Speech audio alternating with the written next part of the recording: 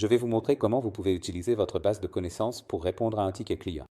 Dans ce ticket ici, le client demande une recommandation pour un débutant. Je vais simplement ouvrir le widget Match.ai ici et cliquer sur l'icône du taureau, qui sert en fait à utiliser votre base de connaissances pour la requête. D'accord? Donc, je vais simplement cliquer ici et, comme vous pouvez le voir, c'est sélectionné, puis je vais simplement dire « Partager la recommandation » et je vais créer la réponse.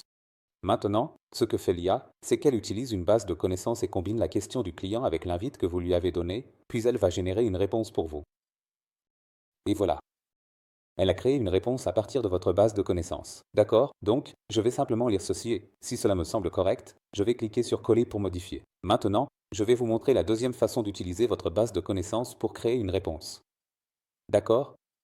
Nous allons donc ouvrir le widget Match.ai et tout ce que vous avez à faire, c'est cliquer sur l'icône plus ici.